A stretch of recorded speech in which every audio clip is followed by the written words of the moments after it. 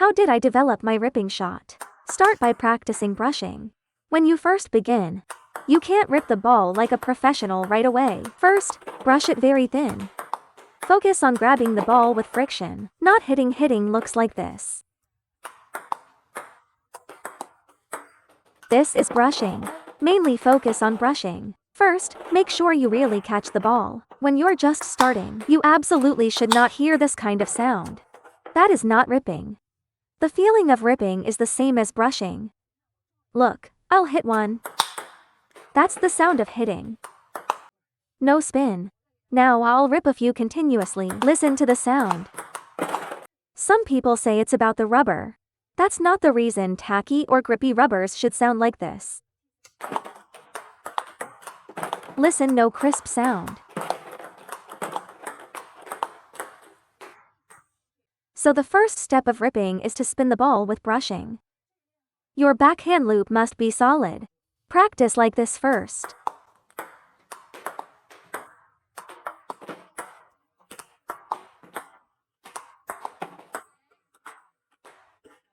The shorter and higher you brush, the better. This trains your moment of contact. The spin and quality created by brushing.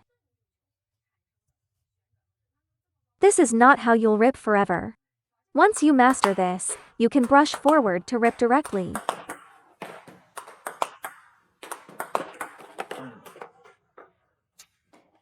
Then it becomes simple. The key is that many players lack basic practice. They can't find the brushing feeling. Once you master this drill, your ripping shots will have great quality. As soon as the opponent adds a little force, the ball goes out. 10 hold push block players. They can't handle this kind of ball. Their racket angle can't be too closed. Unlike shake hand players, the higher your arc, the harder it is to defend. So always remember, prioritize spin here. I'll show a less spinny rip. Very easy to defend. But if I rip with heavy spin, the ball jumps upward off the racket. If you rip the ball, and the opponent can't return it like this, that means your spin isn't enough. You might as well just punch it.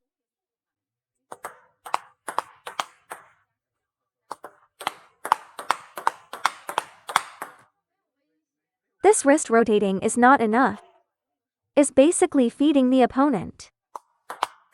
Look at this brushing.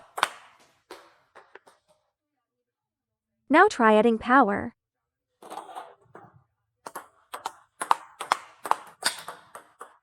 He'll get jammed easily. Against this kind of ball, you can only absorb power defensively. Try returning it in a defensive state.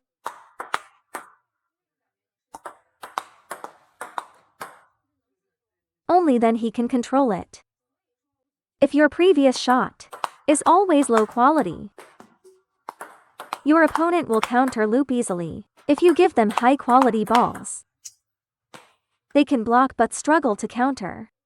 I think you should first grind spin and speed, then work on placement. Next, let's talk about structure. Everyone knows the backhand drive, so how does ripping come from that base?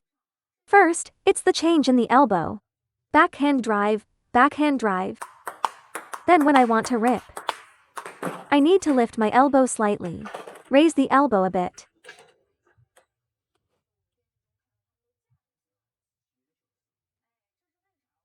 When you drop the elbow, the wrist angle looks like this. When you lift the elbow, the wrist can hook back more fully. The inward snapping motion becomes more complete. Second point. You must close the racket when ripping. An open face causes more hitting. Compare ripping with a closed face. The speed difference is huge. If you open the racket, you get more bounce, but for ripping, you must close the racket. Ripping is the best way to deal with side spin. Keep the elbow up relatively. And close the racket slightly. Now, let's talk about shakehand. Relax the wrist. Let it hook back a bit. A cocked wrist can never rip the ball. That's hitting.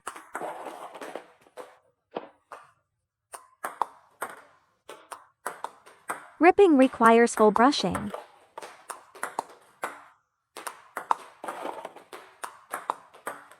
Like opening a folding fan. The first common mistake everyone needs to pay attention to is cocking the wrist. The second mistake is not rotating the wrist. You can see it being pushed straight forward from back to front.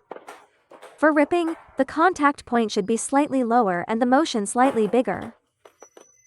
The wrist needs to be slightly hanging. At contact, close the racket and then rotate. Look at this in slow motion.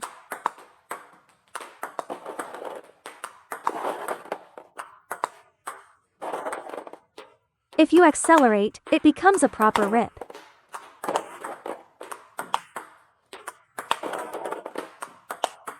Now, let's talk about rhythm.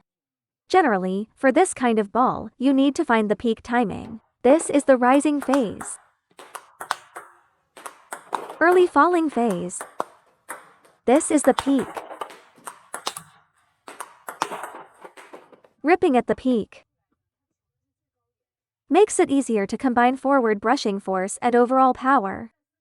Ripping at the peak is relatively better. Make sure your wrist rotates fully. As for the movement structure, it's not driven by the upper arm. And it's also not like a punch, which mainly uses the forearm. It's the fingers and wrist that drive the forearm. Many players ask me whether they should learn the banana flick.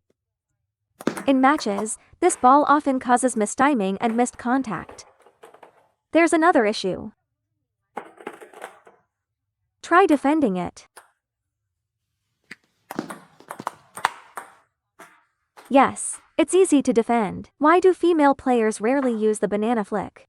Because recovery after the flick is very slow, unlike men, who may win the point with one shot due to power. After ripping or flicking, that big movement. And then recovering. The transition is especially difficult. So with technique. Just because it's advanced doesn't mean it suits you. You have to see what fits you in a match. Look at this shot. If you chop it, you might land 9 out of 10. If you flick, you might land only 3 out of 10. So we should learn techniques that are more practical and suitable for ourselves. Backhand ripping. I think everyone can practice it. It's practical and not difficult. You're just adding a bit more motion and friction on top of a backhand drive. Even at 60 years old, you can still learn it. But banana flicks are different. For me as a coach, teaching banana flicks is easy. But for most players, you spend a lot of time practicing, but can't use it effectively in matches. The effort and return are not proportional.